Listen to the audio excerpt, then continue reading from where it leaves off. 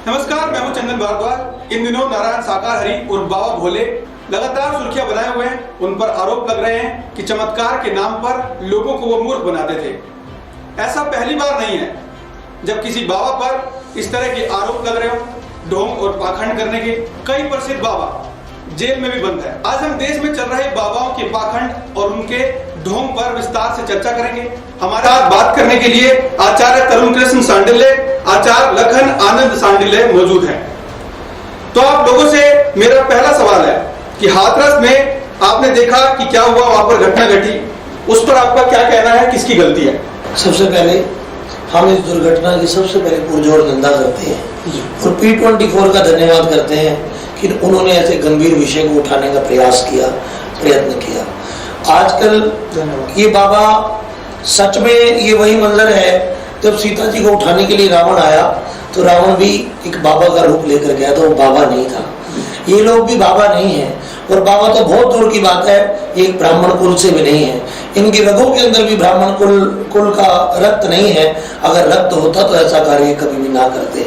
बिल्कुल घोर निंदा है, ये कभी भी नहीं होना चाहिए। सनातन धर्म पाखंड नहीं परोसता है, सनातन धर्म पाखंड नहीं सिखाता है। सनातन धर्म सच्ची इबादत और सच्ची उपासना सिखाता है और ये सच्ची उपासना नहीं है। आप उसके बैकग्राउंड पे जाएंगे तो आप देखेंगे वो ना बाबा है, ना संत है, ना उसको भक्ति से कुछ लेना देना है, ना उसको उपासना से कुछ लेना है, ना उसको भगवान के किसी नाम से कुछ लेना है। उसने एक अपना धंधा खोल रखा था और उस धंधे की भेंट ही ये लोग चढ़े। ये भी वो मूर्ख लोग हैं, ये वो साधारण लोग हैं जो किसी पाखंड में आ जाते हैं, जो भक्ति के बारे में नहीं जानते। देश जागरूक होना जरूरी है, देश के लोग जागरूक रहने जरूरी है और समय समय पर ऐसा पाखंड आता है और समय समय पर इनका पर्दाफाश होता है, मगर फिर भी लोग नहीं समझ पाते। ये घटना है जिस घटना से हम सबको समझना चाहिए कि सिर्फ पाखंड है, ये भक्ति नहीं है। भक्ति की परिभाषा कुछ और होती है, ये भक्ति नहीं है, ये सिर्फ पाखंड है और इस पाखंड से हमें बचना चाहिए। ये घटना ये सिखाती है। जो व्यक्ति अपराध करके और उस अपराध को मान नहीं सकता, हम मानते अगर वो सच्चा होता, अच्छा होता, अगर वो भक्ति को मानता होता, सनातन धर्म को मानता होता और सच में गलती हुई होती और उसे एहसास होता, भक्तों से लगाव होता, तो कम से कम क्षमा तो मांगता, कम से कम सामने तो आता मीडिया के, कम से कम भागता तो नहीं। जिस व्यक्ति के मन में इतना भी एहसास नहीं कि 150 जितने लोग, लगभग मुझे पूर्ण ज्ञात नहीं है, लगभग 150 जितने लोग मरे हैं और उनके लिए 2 संवेदना के शब्द जिस व्यक्ति के पास नहीं है, वो गुरु कैसे हो सकता है, वो भक्त कैसे हो सकता है? सनातन धर्म सिखाता है अगर कोई रोड पे कुत्ता मरा हो तो भी सनातनी की आंख में आंसू आ जाते हैं और वो कहता है प्रभु इसकी गति हो। सनातन तो महाराज दया से उत्पन्न होता है, सनातन धर्म दया से उत्पन्न होता है, जिसमें दया ही नहीं, जो सच्चाई के सामने नहीं आ सकता। सनातन तो सत्य है, जो सत्य के सामने नहीं आ सकता, ऐसा व्यक्ति सिर्फ पाखंडी है। और हम इसका और इसके इस पाखंड का पुरजोर विरोध करते हैं। ये सिर्फ व्यापार है और कुछ भी नहीं है, इससे लोगों को बचना चाहिए। और मैं दोबारा से P24 का अभिवादन करूंगा कि लोगों को जागरूक करने के लिए आज हमने ये पहल की है कि इसके विरोध में उन लोगों को समझाने के लिए कि ये ठीक नहीं है, ये कार्यक्रम आज आपने रखा है। दोबारा से बहुत बहुत धन्यवाद। अतुल जी, आप क्या कहेंगे आज? सबसे पहले P24 चैनल के माध्यम से सभी भक्तों को नमस्कार, जय श्री राम, राधे राधे।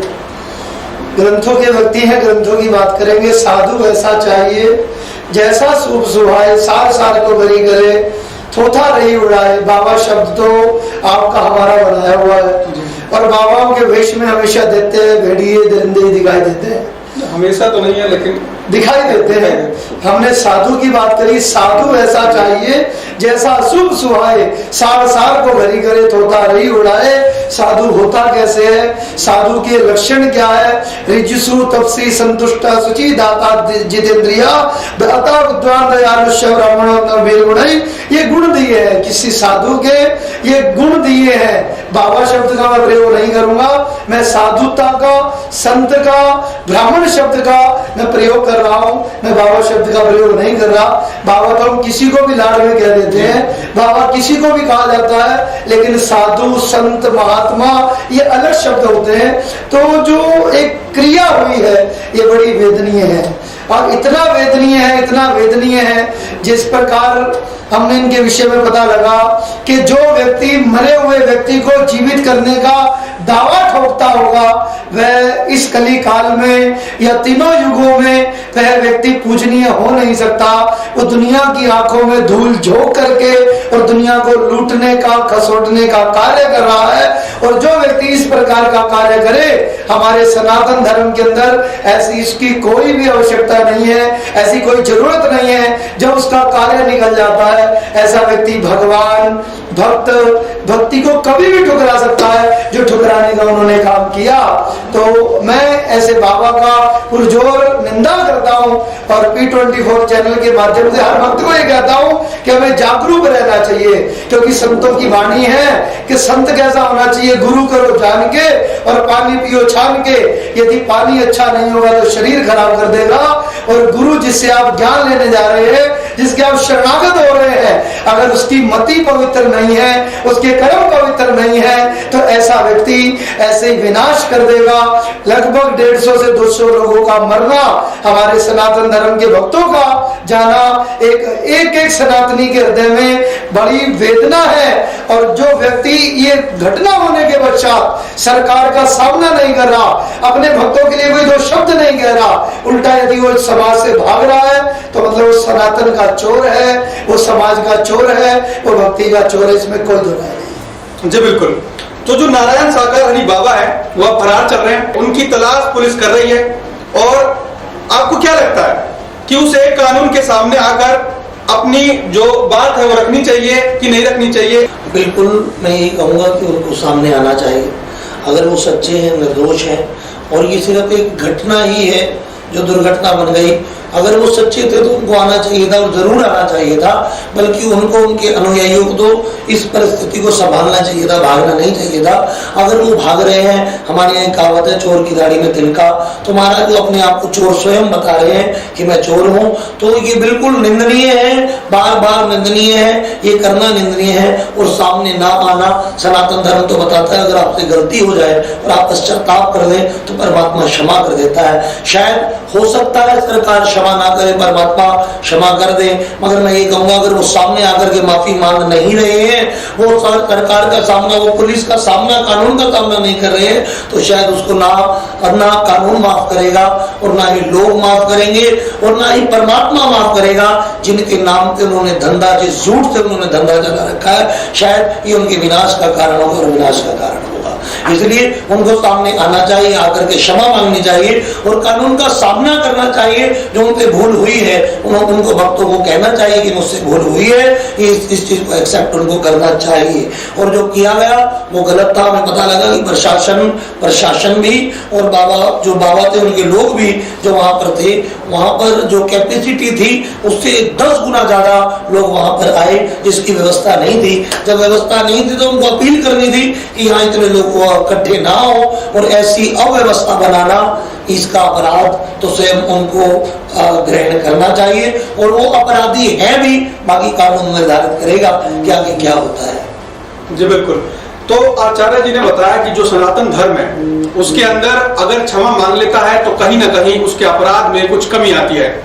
मेरा अगला सवाल ये रहेगा आपसे कि ये जो बाबा लोग हैं ये बोलते हैं कि हम किसी भी बीमारी को छूकर या देखकर ठीक कर देंगे, मुर्दा को जिंदा कर देने की बात करते हैं। किसी बाबा संत में ऐसा करने की क्या संभावना है? यदि हम सनातन धर्म की बात करें तो सनातन धर्म तो एक ही बात कहता है, हरि नाम से हर क्षमताएं पैदा होती हैं। उसको तो कोई साकार निराकार गुण अवगुण, वो तो व्यापक शक्ति है, उसकी बात एक अलग है। लेकिन एक मनुष्य कहे कि मैं मृतक व्यक्ति को जीवित कर सकता हूं, तो ये दावा बिल्कुल गलत है।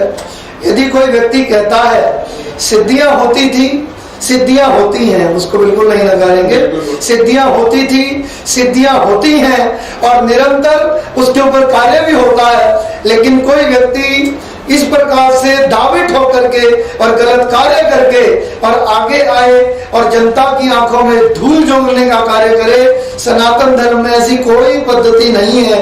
एक अनुष्ठान की व्यवस्थाएं जरूर सनातन धर्म बताता है, एक सात्विक पूजा की व्यवस्था जरूर बताता है। सनातन धर्म तो असत्य को लेकर के, बलि को लेकर के, किसी के हृदय को दुखाने तक के लेकर के हमेशा सक्रिय रहा है। उन्होंने कभी ऐसे अनुचित कार्य नहीं किए।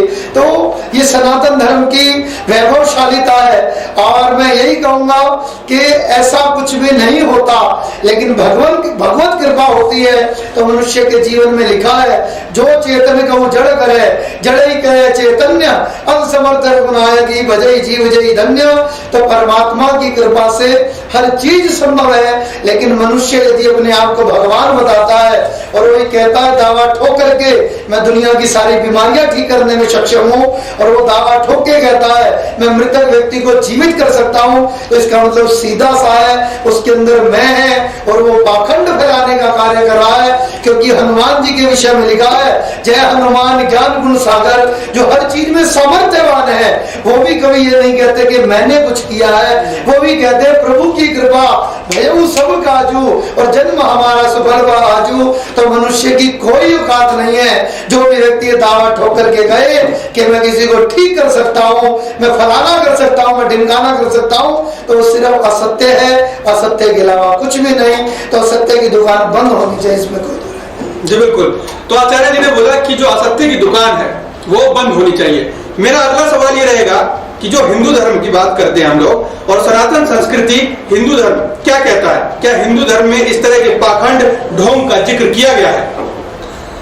वैदिक सनातन धर्म में पाखंड के विषय में श्रीमद् भागवत महापुराण प्रथम स्कंद द्वितीय श्लोक कहता है, धर्मा प्रोज्जित के द्रवोत परमो निर्मत्सराणाम सदाम। अगर जीवन में मत्सर आ जाए, एक छोटा सा उदाहरण मैं दूंगा। ये रामायण और भागवत दोनों के अंदर वर्णन आता है कि राजा दक्ष ने बहुत बड़ा यज्ञ रचा था, और बहुत बड़ा यज्ञ रचने के बाद इस दुनिया की सारी शक्तियां वहां बुलाई गई थी। यज्ञ करने में कराने वाले आचार्य भी बहुत विद्वान थे, वहां पर साक्षात भगवान विद्यमान थे, मगर फिर भी उस शिव को नीचा दिखाने के लिए एक पाखंड रचा गया। तो उसका फल क्या हुआ? गर्दन कटी और गर्दन दक्ष की बकरे की गर्दन लगी। तो साहब, जहाँ पाखंड है वहाँ विनाश है, जहाँ सत्य है वहाँ कल्याण है। सनातन धर्म सत्य से आरंभ होता है और सत्य पर ही रहता है और सत्य पर ही चलता है। जहाँ असत्य है, जहाँ पाखंड है, वहाँ सनातन हो ही नहीं सकता। ना सनातन है, वो सिर्फ पाखंड ही पाखंड है। और मैं एक चीज और क्लियर कर देना चाहता हूँ कि पहले भी दैत्य थे, आज भी दैत्य हैं। पहले भी देवता थे, आज भी देवता हैं। पहले भी पाखंडी थे, आज भी पाखंडी हैं। ये पाखंड चलता आ रहा है, ये पाखंड चलता आ रहा है। आज भी वो पाखंडी लोग हैं, ना ब्राह्मण है, ना बाबा है, ना साधु है। मैं उसी बात को फिर दोहराऊंगा, जैसे सीता जी को हरण करने के लिए रावण ने एक ब्राह्मण का वेश, एक भगवा धारण किया था, ब्राह्मण का वेश धारण किया था। ऐसे ही राम राम मुख से बचते हैं, ऐसे ही भगवा धारण करते हैं, ऐसे ही अपने नाम के आगे गुरु लगा लेते हैं, और लोग इनके पाखंड में फंस जाते हैं, इनके व्यापार में फंस जाते हैं। फिर मैं कहूंगा, ऐसे के चक्कर में आने वाला व्यक्ति भी चक्कर में पड़ा रहेगा, और ऐसा व्यक्ति खुद अपना भी विनाश करेगा, और ऐसा व्यक्ति दूसरों का भी विनाश करेगा। ऐसे के द्वारे नहीं जाना चाहिए। और एक छोटी सी बात मैं कहना चाहूंगा, एक छोटी सी बात मैं यही कहना चाहूंगा कि ध्यान देना। मैं एक छोटी सी बात यही कहना चाहूंगा कि इंसान इंसान है और भगवान भगवान है। गुरु भगवान नहीं हो सकता। हम अक्सर कहते हैं बड़ा भाई पिता के समान हो सकता है, बाप नहीं हो सकता। इसी तरीके से गुरु का काम जीवन में क्या होता है लोगों को यही नहीं पता, इसलिए वो पाखंड में फंस जाते हैं। गुरु का काम सिर्फ और सिर्फ परमात्मा से जोड़ने वाला है। गुरु का काम जो आप परमात्मा की बात करे, जो आपसे भगवान का नाम लिवाए, जो भगवान के विषय में बात करे, सिर्फ वही गुरु है। जो भगवान के विषय में बात ना करे वो गुरु नहीं है। इस दुनिया में आसाराम हो, जितने अपनी फोटो लगवा करके पूजा कराए, भगवान की हटाई। इस दुनिया में रामपाल हो, जितने अपनी फोटो लगवाई, भगवान की हटाई। इस दुनिया में राम रहीम हो, मैं एग्जांपल दे रहा हूँ, राम रहीम हो, जितने अपनी फोटो लगवाई, भगवान की हटाई, उनका विनाश हो गया। वो जेलों में सड़ रहे हैं। जो गलत करेगा वो गलत भरेगा। हमारा हिंदू सनातन धर्म कहता है जैसी करनी वैसी भरनी। और हम लोग कभी भी पाखंड का कभी भी समर्थन नहीं करते।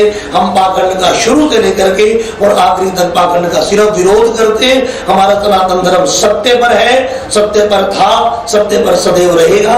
हम पेड़ को भी पूछते हैं, पर्वतों को भी पूछते हैं, हम पाखंड को नहीं पूछते। इसमें कोई किंतु परंतु नहीं है। और ये सिर्फ पाखंड था और कुछ भी नहीं था। इसके चक्कर में लोग पड़े थे और ये जान चुके। अगर चमत्कार बाबा जी में होता, सीधी सीधी बात है, अगर चमत्कार बाबा जी में होता और बाबा जी किसी को जिंदा ही करते होते तो शायद 122 लोग नहीं मरते। अगर ये देख करके भी हमें समझ नहीं आ रहा तो हमें जिंदगी में कभी भी समझ नहीं आ सकता। विश्वास के इंसान पर नहीं, विश्वास भगवान पर होना चाहिए। जी बिल्कुल, तो विश्वास इंसान पर नहीं भगवान पर होना चाहिए। मेरा अगला सवाल आपसे यह है कि कई ऐसे बाबा रहे हैं जो खुद को सीधा संपर्क, वो बताते हैं कि हमारा सीधा संपर्क भगवान से है, ये दावा करते हैं। जैसे कि आसाराम जो ये बोलते थे, आसाराम ये कहते थे, दावा भी करते थे आसाराम कि उनका सीधा संपर्क भगवान से है। अब वो गंभीर आरोपों में जेल में बंद है। क्या ये धर्म के नाम पर धोखा नहीं है? भारद्वाज जी, आपने बहुत प्यारा प्रश्न किया है। क्या आसाराम जी या दुनिया के किसी व्यक्ति का भगवान से संपर्क है? बड़ी प्यारा प्रश्न है और रामायण इसका उत्तर दे रही है। अपने हृदय से हम कोई उत्तर नहीं देंगे। ईश्वर अंश जीव अविनाशी, चेतन सहज सुख राशि, यानी कि हर आत्मा का परमात्मा से सीधा संपर्क होता है, इसमें कोई दो राय वाली बात नहीं है। कबीरदास जी ने लिखा, जो तिल माही तेल है, जो चकमक में आग, तेरा साईं तुझ में वसे, जाग सके तो जाग। हर व्यक्ति की एक संपर्क सूत्र उस परमात्मा से बना है। लेकिन मनुष्य अपने अंदर, जैसे एक हिरण के गर्भ में कस्तूरी होती है, लेकिन वो भटकता रहता है इधर उधर, और दुनिया भर के चक्करों में वो भटक करके इधर उधर भागता रहता है जब तक उसको कोई सच्चा व्यक्ति नहीं मिलता। और जो व्यक्ति ये कहते हैं कि हमारा संपर्क है, हम आपका संपर्क बनवा देते हैं, हम आपका संपर्क बांध देते हैं, या ऐसे करने से ऐसे हो जाएगा, हर व्यक्ति का, आपके माध्यम से मैं हर व्यक्ति को एक ही बात कहना चाहूंगा, हर व्यक्ति का सीधा संपर्क भगवान से होता है। और उसका सीधा मार्ग सनातन बताता है कि हमारे को किसी के चक्कर में फंसना नहीं है। एक भगवत नाम मात्र ऐसा है। हनुमान जी कहते हैं, कहा हनुमंत विपति तब सोई, जब तब सुमिरन भजन न होई। आपको किसी के चक्कर में, किसी जादू टोने के चक्कर में, किसी पाखंड के चक्कर में फंसने की जरूरत नहीं है। हर व्यक्ति का संबंध भगवान से है। किसी गुरु का संबंध विशेष नहीं होता है जी। किसी व्यक्ति का संबंध भगवान से विशेष नहीं होता है। लेकिन जो शतक सच्चे मन से उसकी आराधना करता है और वो दुनिया में ढिंढोरा नहीं पीटता है कि मेरा सीधा संबंध भगवान से है, जिसका संबंध होता है वो सिर्फ भगवान से जोड़ने का काम करता है, वो अपनी दुकान चलाने का कार्य नहीं करता है। तो मैं यही कहूंगा, गुरु गोविंद तो उखड़े काके लागू पाए, बलिहारी गुरु आपने गोविंद दियो मिलाए।